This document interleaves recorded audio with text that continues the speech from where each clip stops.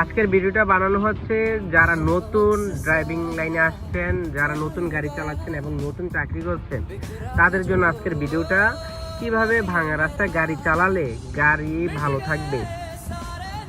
গাড়ির আসলে main part একটা হচ্ছে সাসপেনশন চাকা।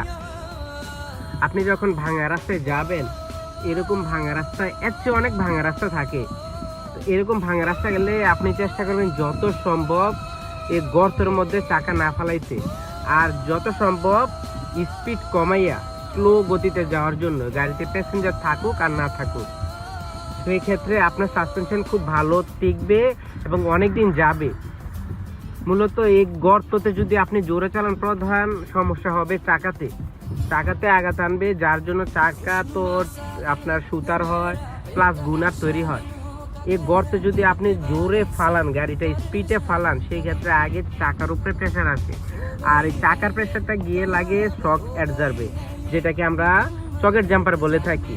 তার মধ্যে ক্ষতি হয় রিং রড, টায়ার রড, বল জয়েন্ট, তারপরে ভারের বুশ, এগুলো ক্ষতি হয়ে থাকে। এগুলো পুরোটাই সাসপেনশনের একটা বিষয়। তো যারা নতুন ড্রাইভ করবেন, এই গর্তগুলা ভাঙাগুলা কেয়ার করে চালাবেন, অবশ্যই গাড়ি সেফ থাকবে।